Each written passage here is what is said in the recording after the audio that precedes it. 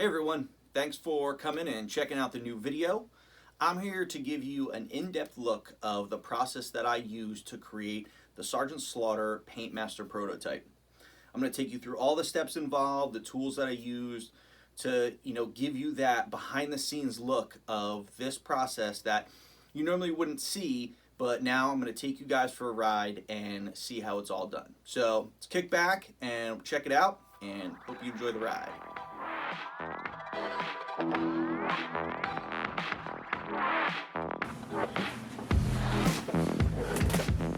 So now that we've got all the parts out, these are the resin parts that get casted off of the 3D parts. So the 3D parts are these orange parts, which are actually grown, as you would call it, but they are 3D printed, and because they're brittle material, you want to mold and cast them so that you can cast them in resin, and then the resin's easier to handle and move and paint. So these 3D parts are molded in rubber, and then the parts can survive pretty much. So you can see that the vest and the head and the weapons are still in good shape because they throw it in the rubber, and then you get the mold out of it, and then you pour resin into those molds and you get the resin parts, and then you can reuse those molds over and over. So big shout out to Scott from Lightbeam 3D. He does all my 3D printing and molding and casting. He's done a number of work for all the other smaller Kickstarter companies and things like that. But he's great. The service he does is fantastic. Parts are great. Never had any issues. So what I like to do now is once I get the parts in, I'll take them all out and I'll look them over to make sure that I have all the parts I need. And because right now I'm going to be building two copies, two paintmasters. One will be to send to China, and one I will keep to do promo pics and things like that and show at the shows at Joe Fest come September. If all goes well, you'll be able to see the Sarge model there, and this Sarge model will be used for the official announcement video, which you've probably already seen as I'm doing this. So let's get into the parts and see if we got everything.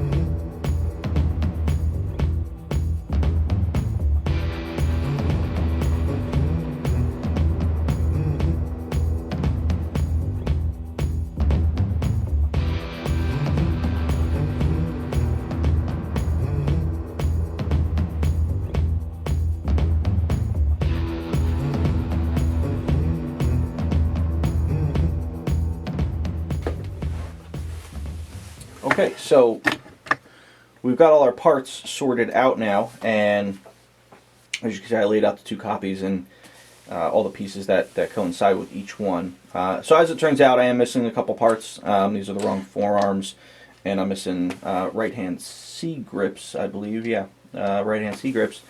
So I'll just, give Scott a ring and just tell him I need some additional parts, or I have my library of parts, extras that I have. Hopefully I have some extra forearms and hands in there. If not, I'll get them, in a day or two. It shouldn't hinder anything. But there you have it. So there are all the parts.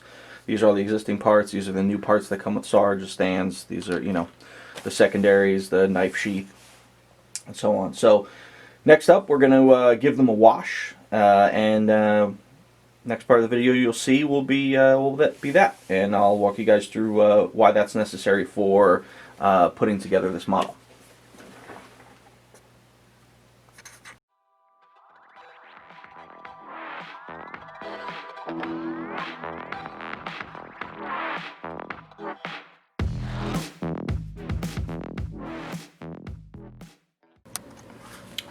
Okay, so now that we've got our parts together, or out of the box, and most of them are correct, waiting on those few last few parts, what you're going to want to do is you're going to want to take these resin parts and you just want to give them basically a bath and wash them off real quick, because when they make the molds, before they pour the resin, they spray what's called mold release, and it's just like a aerosol spray that sprays into the mold, and it allows for the resin to come out easier and doesn't get stuck in the mold, especially like small parts and things like that. You want it to slide out of the mold very easily. So that is also a chemical. You don't want it on your parts. It could affect the primer and the paint. So you just want to get that off. Give your parts a nice wash. Gets off any dust or anything like that for when you're preparing to prime them, which will be the next step. So I got all my parts in here, just warm water and some dish soap, and I'm just gonna give them a quick little sponge off and a rinse, and then dry them off, and then it'll be on to our next step in the process.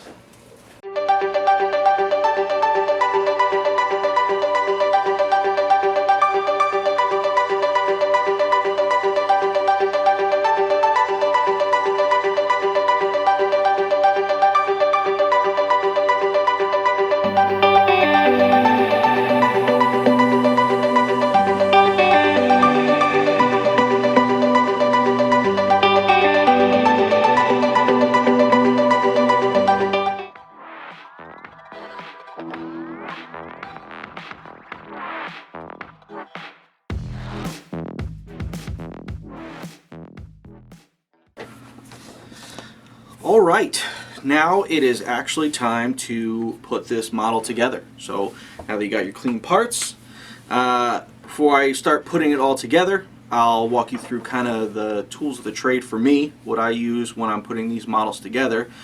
So you're always going to need some styrene rods, because they will be for pinning your joints. They go through, the elbows, the wrists, the neck joints, anything like that. So anything with like, a hole like that, and then the thighs and things like that, you're going to need styrene rods. So the two I use are 1/8 and 1/16. 1/16 is usually for the wrists, and 1/8 is for all the other joints. And you can get these evergreen styrene rod packs. You can get them at any sort of hobby or model store. You could also get them online. They're pretty fast with their website. But you always want, packs of those for when you're putting models like these together. You never want to run out as you're building. So definitely want that. You want to drill. You want to drill bits, because if you got 1/16 and 1/8 inch rods, you're going to want same corresponding holes. So you want to have a nice array of drill bits. You're going to want to have a Dremel. The Dremel is a great tool because sometimes in the molding process, maybe there's some excess resin on a part that you just have to clean out, like I noticed on some of the belts when you put the knife sheath on there. The mold wasn't perfect, so you have to Dremel out some material to get that sheath to fit into the belt. You want that. tool, very helpful. You know, you're also going to want it for sanding. There's some good sanding tips here, because you know, things like in the lower torso, to get that ball joint in there, you need to grind out some of that material. And also when you pin the material together and then cut the rods, you have sort of that rough edge, so you want to just smooth that down so you have sort of that seamless look. You're going to want a can of air to spray the dust out of parts. That's really helpful. You definitely want a mask, because you don't want to be breathing in resin dust. It's very, very harmful for you, not good for the lungs. Also, the next thing you're going to want is super glue and accelerator. So the accelerators, you put it on there and it helps the glue dry quicker, but these are also very fumy, so you're going to want the mask for that. You know, a wrench to, sometimes if a hole's too tight and I put the rod in, you gotta, you know, you don't want to destroy your part, so you gotta get that wrench to pull it out. I got a nice array of tweezers and clippers and nail files and X-Acto knives, you know, all sorts of tools that I use throughout the process to, you know, aid in the building of these parts, extra, you know, Dremel tips, that sort of thing. So that's all the toys that I have for when building this model. So sit back and relax. I'm going to start building this model. I usually start from the torso kind of down. So I'll do the torso and first thing I do is I put the neck ball in first, and then I'll go into the butterfly shoulder joints, and then down to the lower torso, and then to the waist, and then I'll start doing the arms all at once and then the legs all at once. So sit back and watch the process, and hopefully it won't be too boring.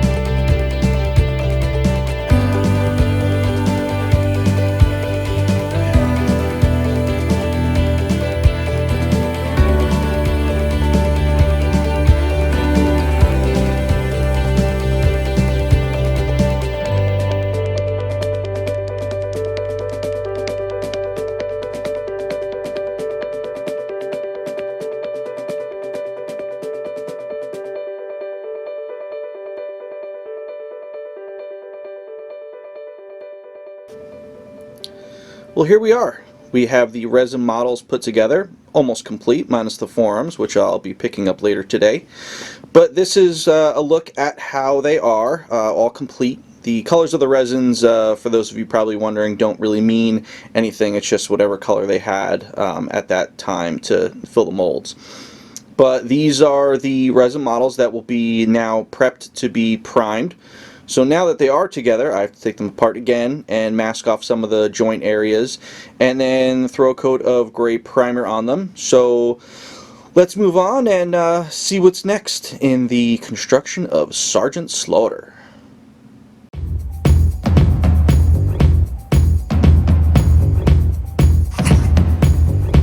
Alright, we now have primer parts. So here are all the Sarge parts, primered, ready to go. For those of you asking, I use Krylon Automotive Primer. Automotive Primer. It gives a good stick, a good coat. I know guys at Hasbro used it, so that's always what I use for all my parts, because you can get away with one coat on some pieces, but most coats do have two. So these are all the parts. Now we're going to move on to doing our base coat for all the pieces. And what you're going to need for the base coat is a deco sheet. So the deco sheet has all the Pantone colors picked out. And what are Pantone colors? Pantone colors are in Pantone books. Pantone books are these giant swatch books that have all these colors that you need. When you're choosing what paint you want to use. It also helps the factory because they have the same books. They'll go into the book and then into the deco sheet and into the paintmaster to be able to see which corresponding color is called out for the item. So sometimes in production you'll need to change that down the road, but to start, that's what you use. So I'll probably start with the base coats first. So his flesh tone, his pants, his jacket, boots, they're the most used base coats. So start off with my flesh tone. This is the common Action Force flesh tone. I use the same flesh tone over the whole line so that customizers, for those of you who like that sort of thing, are able to swap out the parts easily. You don't have mismatching flesh tones when you switch out arms and heads and that sort of thing. So let's get the paint ready and let's get some base coats down. So I realized as I was putting this video together that I never actually took video laying down the base coats on the Sarge figure.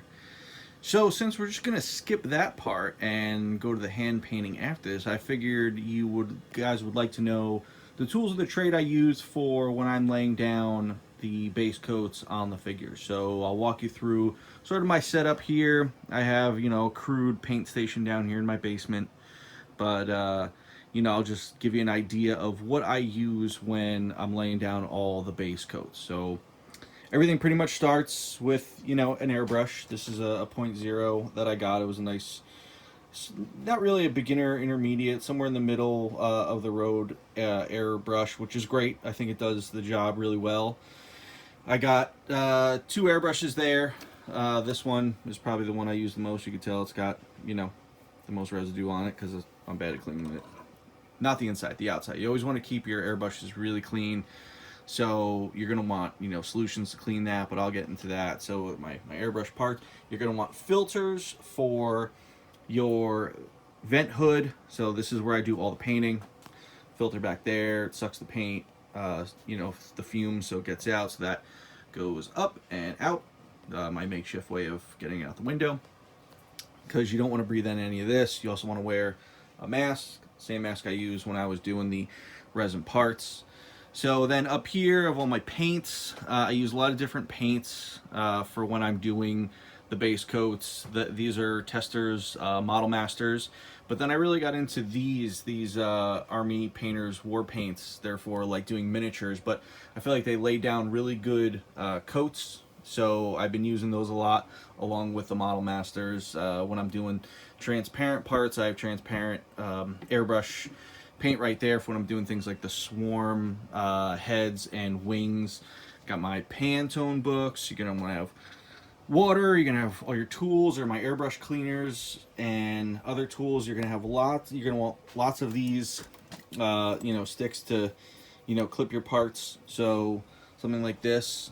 So when you're painting, you can just pull it out. You're gonna want, you know, styrofoam to stick your part into, but it's easy to lay down your coat this way. It doesn't get near your hands, and everything stays clean and it dries nicely. So you're gonna want a ton of those sticks. All this stuff you can find on Amazon. I'm pretty sure that's where I got it. You're gonna want, you know, these little paint containers, because when I'm mixing paints, you know, like here, Carac paints, you know, Bone Collectors, I keep track of all the paints that I mix for the figures, so if I ever need to go back to them, I have them. You're gonna want some tape, to, you know, some mask off tape, to make sure that, you know, you cut off any areas that you don't want paint on. So that's pretty much it. So that's the paint studio. Now let's get on to the hand painting part.